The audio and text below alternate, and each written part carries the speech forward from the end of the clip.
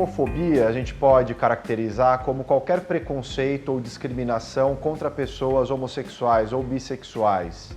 E transfobia é qualquer preconceito ou discriminação contra pessoas transexuais ou travestis. Essa discriminação e esse preconceito pode ter diversas formas, desde piadinhas, de falas públicas, de agressões físicas nas ruas. Então tudo isso se caracteriza como homofobia ou transfobia se tiver como objetivo inferiorizar esse grupo de pessoas em virtude da orientação sexual ou da identidade de gênero.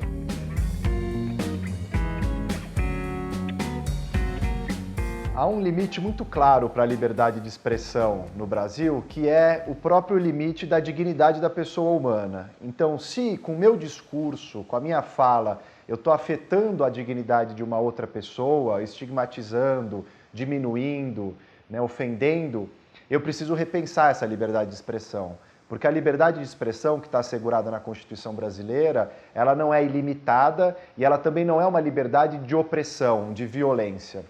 Então é preciso equilibrar esse poder e essa liberdade que nós temos e que é essencial numa democracia, que é a liberdade de expressão, de poder ter liberdade de discurso, a liberdade de pensamento, de poder veicular esse pensamento no espaço público. Eu tenho que modular e calibrar isso com a dignidade das pessoas que convivem comigo em sociedade também. Isso o próprio Supremo Tribunal Federal, num caso conhecido chamado caso Elvanger, que era o caso de um editor de livros no Rio Grande do Sul, que editava livros de conteúdo nazista, ou seja, pregando ódio contra a população judaica. Neste caso, o Supremo entendeu que não era liberdade de expressão, que há um limite, claro, porque ali o que ele estava fazendo era incitando o ódio e a violência contra uma determinada comunidade.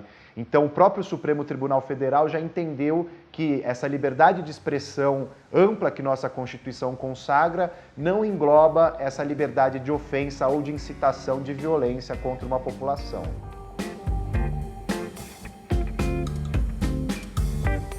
É importante notar que o Supremo Tribunal Federal está atualmente julgando duas ações que envolvem essa discussão. E nesses dois processos, basicamente, o que se pede é que o Supremo Tribunal Federal reconheça essa omissão do Legislativo, ou seja, reconheça que a Constituição garante os direitos da população LGBT e que o Legislativo, por 30 anos, foi omisso, ficou inerte, não fez nada para garantir esse mandado de incriminação ou de criminalização que está na Constituição Federal.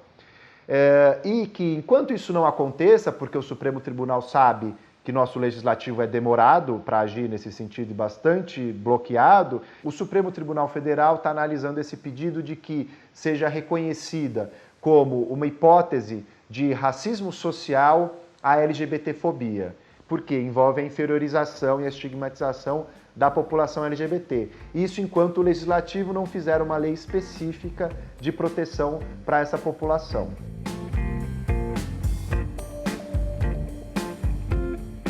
O fato de não avançar no legislativo, eu acho que tem algumas razões, né? Uma delas é que o legislativo reflete a nossa sociedade. A gente tem uma sociedade ainda profundamente LGBTfóbica. O Brasil se apresenta como esse país muito tolerante, muito permissivo, muito carnavalizado, né, em que os desejos, as sexualidades são muito fluídas, que todo mundo tem uma liberdade com o corpo, com a sexualidade, mas isso não é verdade, porque isso esconde também o que é uma estrutura de muita violência, de muito controle sobre esses corpos dissidentes, essas sexualidades dissidentes.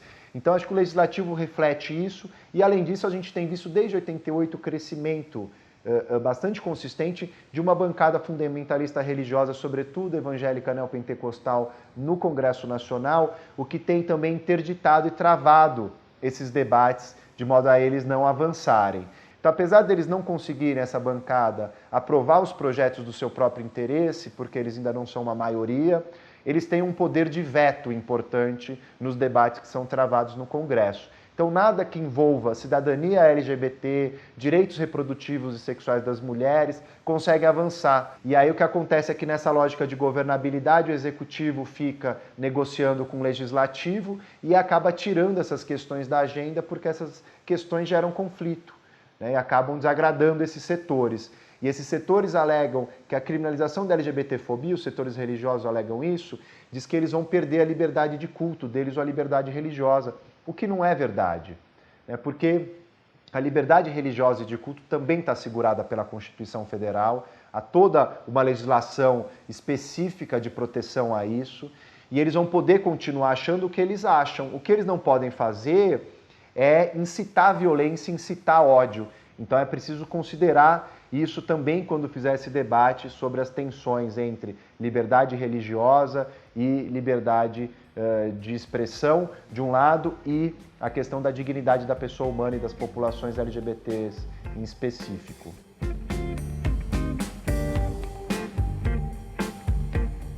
As consequências do fato da gente não ter uma legislação protetiva é o fato do Brasil figurar ano a ano na lista dos países que mais matam e deixam matar a população LGBT.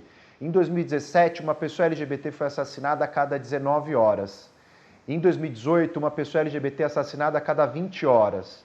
E o mais grave é que a gente sequer tem dados oficiais. Esses dados são produzidos por uma ONG, uma organização não governamental que chama Grupo Gay da Bahia, que desde 1980 faz um monitoramento anual dessa violência e tem mostrado como a violência tem aumentado. Esse grupo ele compila a partir de notícias de jornal, de recortes da imprensa, né, ou de sistemas de polícia que tem um registro específico para poder chegar a esse número. Então é subnotificado. Ainda que o Brasil seja um país, né, em que se mata e se morre muito, o Brasil tem um índice de homicídios chocante de mais de 60 mil mortes por ano, a gente está falando de pessoas que são assassinadas em virtude de crimes de ódio, por serem homossexuais, por serem transexuais e travestis. Esses dados são muito alarmantes e a falta de uma legislação protetiva acaba incentivando a continuidade e o aumento da violência contra a população LGBT no Brasil.